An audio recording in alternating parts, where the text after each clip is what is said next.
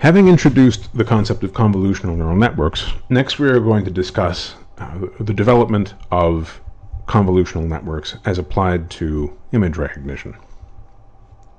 First, we start with the Neocogmatron. It was developed by Fukushima in 1980, and this was the first convolutional neural network. And here we see the characteristic alternating sequences of convolutional feature maps and then pooling layers that then reduce the size of the feature maps, decreasing the size of data as it gets to increasingly abstract representations. And this was done to mimic the visual cortex, where we have raw data coming in from the retina being processed by the visual cortex until finally we have some representation that can be associated with higher level concepts like, is this a picture of your grandmother? This network did learn, but it was developed 6 years before backpropagation came out, and so it didn't use the backpropagation algorithm. But again, it remains the first instance of a convolutional neural network.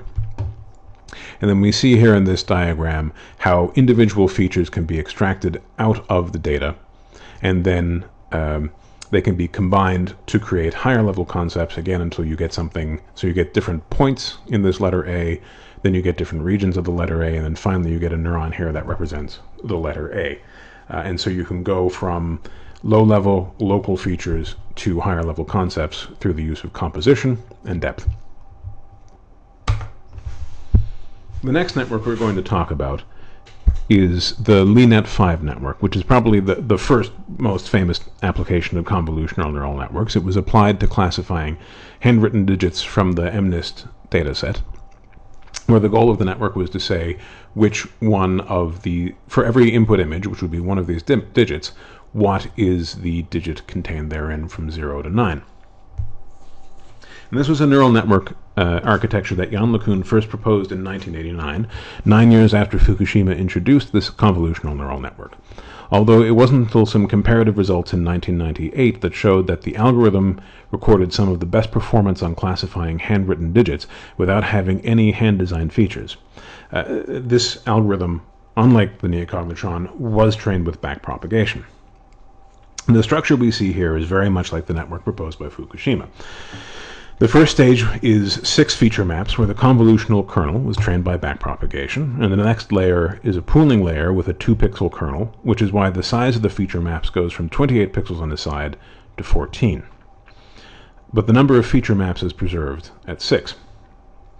Next, another convolutional layer with 16 feature maps, followed by a pooling layer, and then finally we have a fully connected or dense set of layers, which is what transformed the feature maps into a classification of one of the 10 digits from 0 to 9.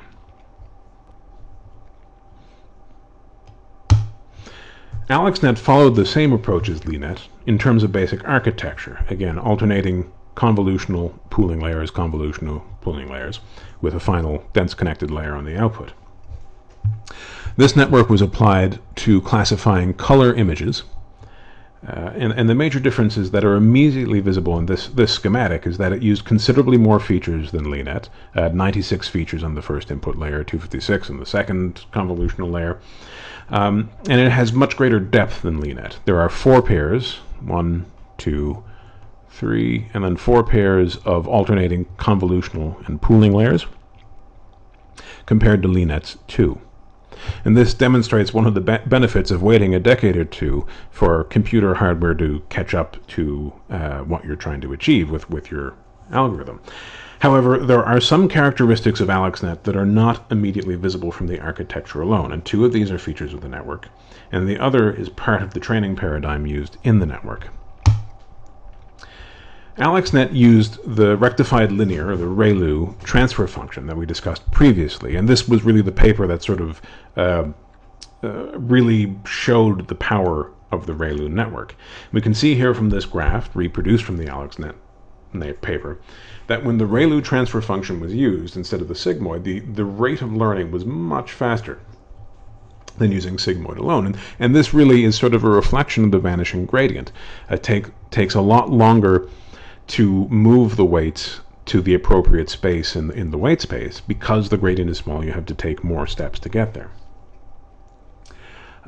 and the Relu is really what permitted, in addition to advanced computing power, the Relu permitted greater depth because it helped address the vanishing gradient problem.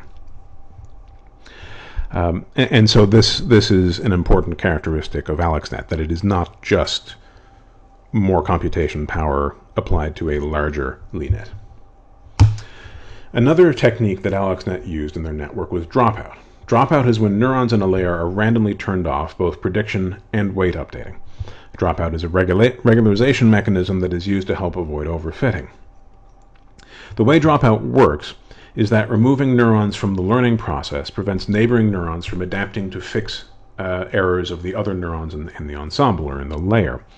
Neurons helping each other out in this way is referred to as co-adaptation. And there is the problem that co-adaptation can overfit to problems in the training data set and then fail when presented on data not in that training set. And as such, you lose a lot of, or you lose some degree of generalizability in your network. Something else that's an interesting aspect of using dropout is that implicitly by using the structure, you're committing to the idea that the entire network is not strictly necessary to do the job, and that the final network trained is kind of a superposition of a number of viable networks for doing the task at hand. Taking this observation, we realize that we can use dropout to extract predictions from subnetworks within the learned network and use it basically as an ensemble method. And ensemble methods are when you average or use some other combining function to get a better overall performance than any other individual member of the ensemble. And this is the idea behind the wisdom of the crowds, if you're familiar with that concept, providing that members of the crowd are passingly competent to do the task you're asking them to do. And so this is a neat aspect of this tool of dropout, but primarily dropout is a mechanism for preventing overfitting. Another part of the success of Alexnet was different data augmentation strategies. So part of the problem with machine learning large, deep networks, even with convolutional networks that reduce the number of weights we have to train, is that they are an optimization problem constrained by the data in the training set. And so in these large weight spaces, you need a lot of data to make sure that your error function properly constrains the space of possible solutions. But it's expensive and difficult to collect good data, and so the Alexnet team did different manipulations to the data to produce images that are still valid, but have already come with labels, whatever the label of the source image was. So one of the manipulations they did is they flipped the image, so you now have two pictures of a cat. And another approach was to do random crops, where you took subsections of an image and just from different parts of the image, randomly placing a chunk that is 227 by 227 pixels out of the possible 256. And this again produces more images of more cats where the cat's face is in a different position in the scene. And so this is a way to create more data, and this is an important thing to do when you're training neural networks. You want to have a lot of data to make sure the task is sufficiently defined, because the data and the loss function or the error function define what it is you're telling the network to do. And so this was an important aspect that let Alexnet get the high performance that it did in practice. Here we are looking at some classifications from the Alexnet network. The text below the images and the bars show the probability or the likelihood of this label belonging to the image above it. And these, for all these pictures, the labels we see here are the top 5 most likely labels out of a possible 1,000, I believe, in the coming out of the network. So we see this picture here of a mite, the most likely answer, denoted by a pink bar, is a mite. And then a next black widow, cockroach, tick, and a starfish. The container ship, very likely to be a container ship, followed by lifeboat, amphibian, fireboat, drilling platform. And again, the Dalmatian, very likely to be Dalmatian. And what's interesting here is that a lot of the high probability other labels, not necessarily the one that was selected, are relevant or similar conceptually to what we're seeing in the scene. So here we see, the most likely output was a convertible, and in fact, this is a convertible car that we're looking at, although the correct label is a grill.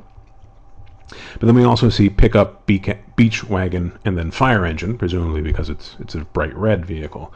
And so again, it shows that not only is the network learning to do the job, but it's developing a notion of similarity between images that makes sense conceptually to you or I.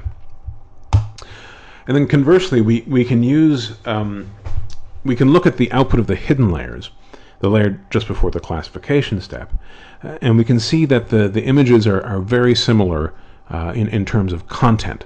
So here we put a random image into the network, we get out the hidden layer representation, and then we look through the database of images for other images that have similar activity levels. And I think this shows the benefit of these deep convolutional networks, is that they're projecting the image data into a representation where measures of similarity have semantic content, right? Flowers are similar to flowers. In fact, purple flowers are similar to other purple flowers, elephants to other elephants, aircraft carrier to other boats, pumpkins, jack-o'-lanterns, dogs similar to other dogs. In the last lecture, we talked about how hard it is to figure out where to put the lines between bunnies and puppies and kittens to separate them.